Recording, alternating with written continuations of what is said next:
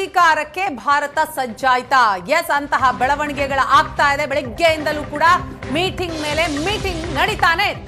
ಮೋದಿ ನೇತೃತ್ವದಲ್ಲಿ high voltage cabinet ಸಭೆ ಅಂತ್ಯಗೊಂಡಿದೆ. Marathon ಸಭೆಯ ಬಳಿಕ ಯಾವ ನಿರ್ಧಾರ ಹೊರಬೀಳತ್ತೆ ಅನ್ನುವಂತಹ ಕುತೂಹಲ. ಕೆಲವೇ ಕ್ಷಣಗಳಲ್ಲಿ ಕೇಂದ್ರ ಸಚಿವರಿಂದ ಸುದ್ದಿಗೋಷ್ಠಿಯೂ ಕೂಡ ನಡೆಯುತ್ತೆ. ಅದಕ್ಕಾಗಿ ಕ್ಷಣಗಣನೆ ಆರಂಭ ಆಗಿದೆ. ಸುದ್ದಿಗೋಷ್ಠಿಯಲ್ಲಿ ಸರ್ಕಾರ ತೆಗೆದುಕೊಂಡಂತಹ ದೊಡ್ಡ ನಿರ್ಧಾರ ಏನು ಅನ್ನೋದು ಹೊರಬೀಳತ್ತಾ? ಇಡೀ ದೇಶದ ಚಿತ್ತ ಮೋದಿ ಕ್ಯಾಬಿನೆಟ್ ನಿರ್ಧಾರದತ್ತ ನೆಟ್ಟಿರುವಂಥದ್ದು. ಮೀಟಿಂಗ್ ಮೇಲೆ ಮೀಟಿಂಗ್ ನಡೆಸಿದಂತಹ ಮೋದಿ ಸತತ 4 ಸಭೆಗಳ ನಂತರ ಭಾರತ ಯಾವ ನಿರ್ಧಾರವನ್ನ ತೆಗೆದುಕೊಂಡಿದೆ ಅನ್ನೋದು ಬಹಳ ಕುತೂಹಲವನ್ನ ಕೆರಳಿಸಿದೆ. ಹಾಗಾದ್ರೆ ಯುದ್ಧದ ನಿರ್ಧಾರವೇ ಹೊರಬೀಳತ್ತಾ?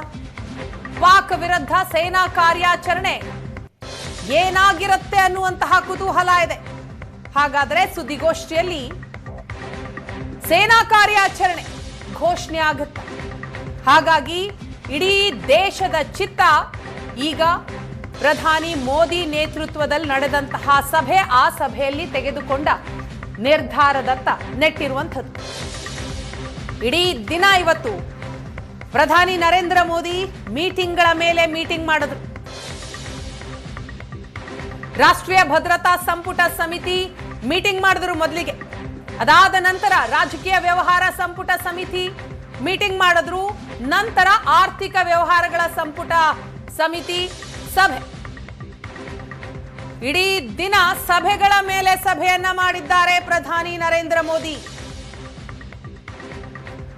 ಆರ್ಥಿಕ ವ್ಯವಹಾರಗಳ ಸಂಪುಟ ಸಮಿತಿ ಇದು 2019ರಲ್ಲಿ ಪುಲ್ವಾಮಾ ಅಟ್ಯಾಕ್ ಏನಾಯ್ತು ಆಗ ನಡೆಸಿದಂತಹ ಸಭೆ, ಅದಾದ ನಂತರ ಈಗಲೇ ನಡೀತಾ ಇರುವಂಥದ್ದು. ಇವತ್ತಿಡೀ ದಿನ ಮೋದಿ ನೇತೃತ್ವದಲ್ಲಿ ಹೈ ವೋಲ್ಟೇಜ್ ಮೀಟಿಂಗ್ ಆಗಿದೆ. ಈ 3 ಮೀಟಿಂಗ್ನಲ್ಲಿ ಯಾವ ನಿರ್ಧಾರಕ್ಕೆ ಬರಲಾಗಿದೆ ಅನ್ನೋದು ಬಹಳ ಮಹತ್ವವನ್ನ ಪಡೆದುಕೊಳ್ಳುತ್ತೆ. ಒಂದು ಭದ್ರತಾ ಸಂಪುಟ ಸಮಿತಿ ಮೀಟಿಂಗ್, ಎರಡನೇದ್ದು ರಾಜಕೀಯ ವ್ಯವಹಾರ ಸಂಪುಟ ಸಮಿತಿ ಸಭೆ. ಈ ಸಭೆಗಳು ಪುಲ್ವಾಮಾ ಅಟ್ಯಾಕ್ ಆ ಸಂದರ್ಭದಲ್ಲಾದಂತಹ ಸಭೆ, ಅದಾದ ನಂತರ ಈಗಲೇ ಆಗ್ತಾ ಇರೋದು. ಪಹಲ್ಗಾಮ್ ದಾಳಿಯ ನಂತರ ಆರ್ಥಿಕ ವ್ಯವಹಾರಗಳ ಸಂಪುಟ ಸಮಿತಿ ಸಭೆ ಕೂಡ ಆಗಿದೆ.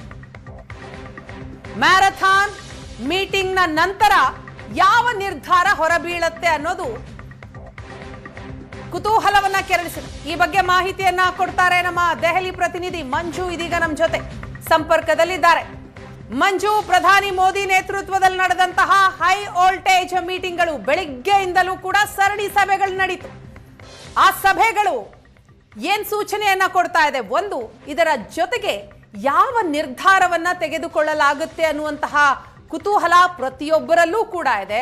ಸೊ ದೆಹಲಿ ಮೂಲಗಳು ಏನ್ ಹೇಳ್ತಾ ಇದೆ?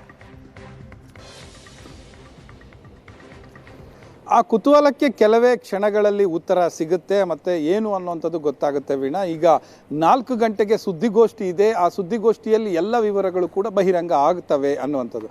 ಅಂದರೆ ಬಹುತೇಕವಾಗಿ ಏನು ಕ್ರಮ ಕೈಗೊಳ್ಳುತ್ತೇವೆ ಅನ್ನುವಂಥ ಒಂದು ವಿಚಾರ ಹೊರತುಪಡಿಸಿ ಬೇರೆ ಏನಾದರೂ ಷರತ್ತುಗಳನ್ನು ವಿಧಿಸುವಂಥದ್ದು. ಯಾಕಂದರೆ ಮೊನ್ನೆ ಕಳೆದ ಬಾರಿ ನಡೆದಂಥ ಈ ಆಂತರಿಕ ಭದ್ರತಾ ಸಲಹಾ ಸಮಿತಿ ಸಭೆ ಏನು ನಡೆದಿತ್ತು, ಸಂಪುಟ ಸಮಿತಿ, ಆ ಸಂದರ್ಭದಲ್ಲಿ ಪಾಕಿಸ್ತಾನ ಮೇಲೆ ಒಂದಷ್ಟು ಷರತ್ತುಗಳನ್ನು ವಿಧಿಸಿದ್ವಿ. ಭಾರತದಲ್ಲಿ ಯಾರ್ಯಾರು ಪಾಕಿಸ್ತಾನಿಗಳಿದ್ದಾರೆ ಹೊರಡಬೇಕು, ಅವರ ವೀಸಾ ಹೀಗೆ ಅನ್ನುವಂಥದ್ದು, ಅಥವಾ ಸಿಂಧು ಜಲ ವಿವಾದ, ಈ ರೀತಿಯಾದಂಥ ಕ್ರಮಗಳನ್ನು ತೆಗೆದುಕೊಳ್ಳಲಾಗಿತ್ತು. ಅಂಥದ್ದೇನಾದರೂ ಮತ್ತೊಮ್ಮೆ ಮತ್ತೆ ಕೆಲವು ಇರುವಂಥದ್ದು ಯಾವುದಾದ್ರೂ ವ್ಯಾಪಾರ ವಹಿವಾಟಿಗೆ ಸಂಬಂಧಪಟ್ಟ ಆಗಿರ್ಬೋದು, ಅಥವಾ ಬೇರೆ ಬಂದರುಗಳ ಬಂದ್ ಮಾಡುವಂಥದ್ದು, ಈ ರೀತಿದ್ದು ಏನಾದರೂ ಕ್ರಮಗಳ ಪ್ರಕಟಿಸಬಹುದಾ ಅನ್ನುವಂಥ ಒಂದು ನಿರೀಕ್ಷೆ ಈಗ ಕಾಣಿಸ್ತಾ ಇರುವಂಥದ್ದು. ಅದರ ಜೊತೆಗೆ ಯಾಕಂದರೆ ಈಗ ಯುದ್ಧ ಅಥವಾ ಆಪರೇಷನ್ ಅಥವಾ ಮತ್ತೊಂದು ಅನ್ನುವಂಥ ಯಾವ ಕ್ರಮ ಕೈಗೊಂಡ್ರೂ ಕೂಡ ಆ ಕ್ರಮದ ಬಗ್ಗೆ ಅಂತೂ ವಿವರಣೆ ಇರಲಿಕ್ಕೆ ಸಾಧ್ಯನೇ ಇಲ್ಲ.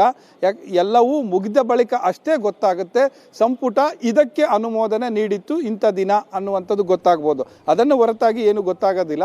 ಆದರೆ ಈ ಒಂದು ಸಂದರ್ಭದಲ್ಲಿ ನಾವು ಇನ್ನೊಂದು ವಿಷಯ ನೆನಪು ಮಾಡ್ಕೊಳ್ಳೋದು ಏನಂದರೆ, ಈಗ ಏನು ಷರತ್ತುಗಳ ಕುರಿತಾಗಿ ಏನಾದರೂ ಪ್ರಕಟಿಸಬಹುದು ಒಂದು, ಮತ್ತು ನಾಳೆ ಮುಂಬೈಯಲ್ಲಿ ಮೋದಿ ಅವರು ಒಂದು ಕಾರ್ಯಕ್ರಮವನ್ನು ಅಟೆಂಡ್ ಮಾಡ್ತಾ ಇದ್ದಾರೆ, ಜಿಯೋ ವರ್ಲ್ಡ್ ಕಾರ್ಯಕ್ರಮದಲ್ಲಿ ಭಾಗಿಯಾಗ್ತಾ ಇದ್ದಾರೆ. ಆ ಸಂದರ್ಭದಲ್ಲಿ ಏನಾದರೂ ಹೇಳಬಹುದಾ ಅನ್ನುವಂಥದ್ದು. ನಿನ್ನೆಯೂ ಕೂಡ ಅಷ್ಟೇ ಹೇಳಿದರು, ಸಮಯ ಬಹಳ ಕಮ್ಮಿ ಇದೆ ಅನ್ನುವಂಥ ಒಂದು ಅರ್ಥ ಒಂದೆರಡು ವಾಕ್ಯಗಳಲ್ಲಿ ಉತ್ತರ ಕೊಟ್ಟಿದ್ರು. ನಾನೇನು ಈಗ ಮಾತಾಡೋದಿಲ್ಲ, ಸಮಯ ಬಹಳ ಕಡಿಮೆ ಇದೆ ಅನ್ನುವಂಥ 2 ಮಾತುಗಳನ್ನು ಹೇಳಿದರು. ಅದು ಬೇರೆ ಬೇರೆ ರೀತಿಯ ಮೆಸೇಜ್ ಸಂದೇಶಗಳನ್ನು ಕಳಿಸ್ತಾ ಇರುತ್ತೆ. ಸೊ ಹೀಗೆ ನಾಳೆ ಕಾರ್ಯಕ್ರಮದಲ್ಲಿ ಅವರು ಭಾಗಿಯಾಗ್ತಾ ಇದ್ದಾರೆ ಅಂದರೆ ಅದು ಬೇರೆ ಇದ್ದೇ ಏನಾದರೂ ಸ್ಟ್ರಾಟಜಿ ಆಗಿರಬಹುದಾ ಅನ್ನುವಂಥ ಪ್ರಶ್ನೆಯೂ ಕೂಡ ಇಲ್ಲಿ ಕಾಡ್ತಾ ಇರುವಂಥದ್ದು.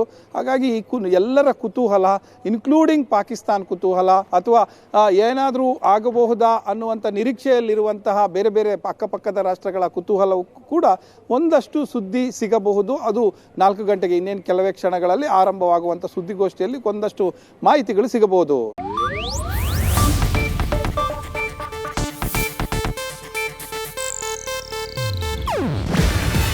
ಇದು ಏಷ್ಯಾನೆಟ್ ನ್ಯೂಸ್ ನೆಟ್ವರ್ಕ್ ಪ್ರಸ್ತುತಿ. ನೀವು ನೋಡ್ತಿದ್ದೀರಾ ಏಷ್ಯಾನೆಟ್ ಸುವರ್ಣ ನ್ಯೂಸ್.